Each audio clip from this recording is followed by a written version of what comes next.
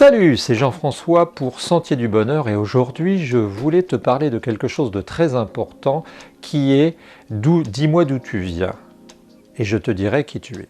Alors oui, parce que souvent je rencontre des gens et particulièrement des jeunes qui observent les trajectoires, on va dire, stratosphériques de certaines personnes et qui me disent « Oh oui, c'est impressionnant, oui j'ai envie de faire comme lui, oui, oui, oui ».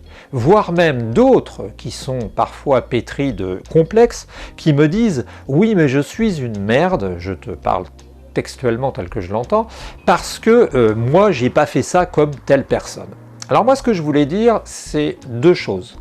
La première chose c'est que quand on entend parler de trajectoires stratosphériques, de gens qui ont fait des choses absolument phénoménales, eh bien il faut d'abord essayer de regarder ce qu'ils ont fait vraiment. Parce que nous sommes une société où on met en exergue toutes nos réussites, où on se montre comme des petites étoiles, et où malheureusement, eh bien, certains n'hésitent pas à tricher carrément. Si par exemple, ils sont allés en montagne, eh bien, ils vont appeler ça séjour de méditation, ils vont rajouter le temps de plusieurs semaines pour méditer sur la culture tibétaine. S'ils sont allés au Japon 8 jours, eh bien ils vont te dire j'ai passé un long séjour au Japon, etc. Et ils mentiront jamais vraiment, mais ça t'impressionne.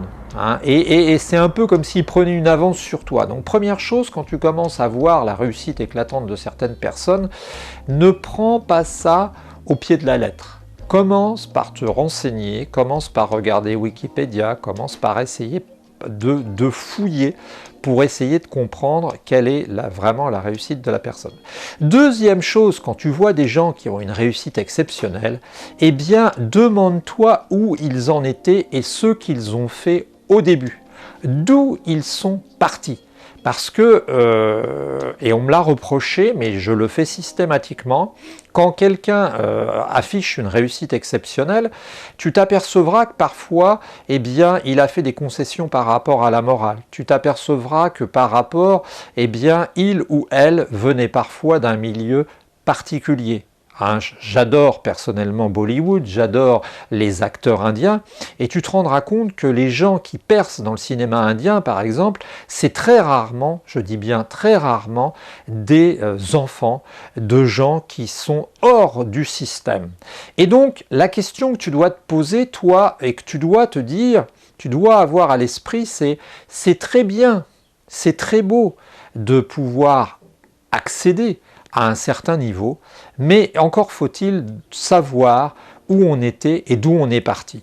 Moi j'ai l'habitude, tu vois, d'utiliser une métaphore, une image très simple, mais qui t'en dit long. Par chez nous, on a la plage d'Omaha Beach, tu sais, où les Américains ont débarqué pour libérer l'Europe le 6 juin 1944. Eh bien, elle fait 4 km cette plage de largeur. C'est une énorme plage de sable fin. Et j'imagine toujours que d'un côté de la plage, je trace une ligne et de l'autre, à 4 km, je trace une ligne. Et entre ces deux lignes, eh bien, il y a une bande de sable qu'on peut considérer comme la longueur de la course. Et je dis à tout le monde de se mettre d'un côté de la ligne et quand je tire avec mon pistolet de sprint, eh bien, tout le monde se précipite pour atteindre l'autre côté. Et ce qui se passe dans notre vie actuellement, c'est un peu comme si on disait « Ah bah tiens, il y a celui-là qui est arrivé le premier ou celui-là qui est arrivé le premier ». Seulement ce qu'on ne sait pas bien souvent, c'est qu'il y en a qui sont déjà sur une moto, ou il y en a qui sont déjà dans un dragster, ou il y en a qui sont déjà dans un hélicoptère, et qui sont prêts sur la ligne. Et puis il y en a d'autres qui sont à pied, et puis il y en a d'autres qui sont même en fauteuil roulant. Et le problème de la vie, c'est bien souvent ça, c'est qu'on voit l'arrivée, on voit le héros qui pose sur le podium, mais on ne connaît pas souvent les conditions dans lesquelles il a pu faire son périple. Et ça, c'est très important et j'insiste là-dessus parce que souvent, si tu attrapes Wikipédia, eh bien tu t'apercevras que les self-made men, c'est assez rare. Regarde par exemple Bill Gates, qui est quelqu'un d'emblématique, hein, qu'on nous dépeint comme un geek, etc. Alors j'ai rien contre cette personne. Seulement ce qu'il faut savoir, c'est que le père de Bill Gates était déjà un avocat célèbre, qui avait des bureaux dans le monde entier, un avocat d'affaires. Hein. Et sa mère était une femme d'affaires. Elle est définie comme une femme d'affaires. Elle est morte à 68 ans, je crois, d'un cancer du sein. Et elle faisait partie, comme par hasard, du conseil d'administration d'IBM. Donc si notre Billy n'avait pas eu sa mère, je ne pense pas qu'il serait arrivé où il était. S'il n'avait pas eu son père, je ne pense pas qu'il serait arrivé où il était. Ça ne lui enlève pas certains mérites personnels, mais ça veut dire simplement que quand tu vois des gens qui réussissent de manière éclatante, pose-toi la question, mais quels étaient leurs moyens? Qu'est-ce qui s'est passé?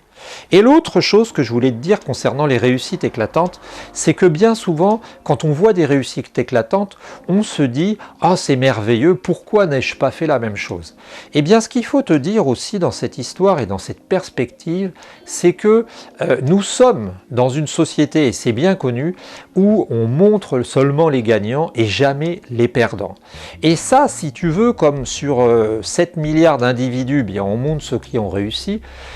On a l'impression un peu du syndrome du loto, tu sais, c'est-à-dire qu'on montre seulement le type qui a gagné.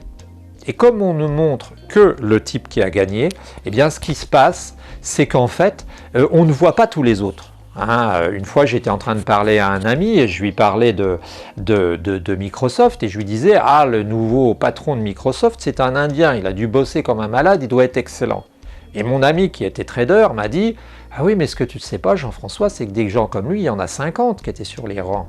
Mais c'est lui qui est arrivé. » Donc, ce que j'avais à te dire là concernant les réussites éclatantes, c'est que parfois, les réussites éclatantes peuvent nous donner l'impression qu'on est des merdes, peuvent nous donner l'impression qu'on est des moins que rien, et que nous devrions faire comme un Steve Jobs, que nous devrions faire comme un je ne sais pas comment.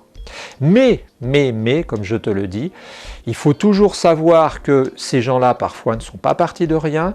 Ces gens-là ont pu avoir de la chance et que nous sommes dans une société où il n'y en a qu'un qui gagne ou deux qui gagnent. Hein, c'est le principe, tu connais le principe du 80-20. Eh bien là, c'est même pas le 80-20, c'est le principe du 1%. C'est-à-dire que dans le domaine par exemple de la vente par correspondance, tu as Amazon, tu en as un ou deux après, et après, tous les autres, c'est rien du tout. Eh bien, on est dans une société tellement concentrée que c'est devenu comme ça. Donc si un jour, toi, tu te dis, et tu es déprimé, tu te dis « je n'ai pas un jet privé », tu te dis « je ne suis pas multimillionnaire », dis-toi bien que la vie n'est pas si simple que ça, et que si tu es né à Sarcelles ou que si tu es né à Saint-Aubin-les-Brouettes dans la Manche, c'est pas du tout la même chose que quand tu es né à Seattle, comme je te dis, avec une mère prof d'université, femme d'affaires et un père qui est avocat international en droit des affaires. Voilà, c'est ce que je voulais te dire, hein, ne pas croire ce qu'on voit au premier abord et mener une petite analyse. Alors si tu as des anecdotes à nous transmettre, je suis preneur comme d'habitude pour enrichir notre chaîne. N'hésite pas à t'abonner et n'hésite pas à nous suivre et à commenter ce qu'on fait. Bonne journée l'ami.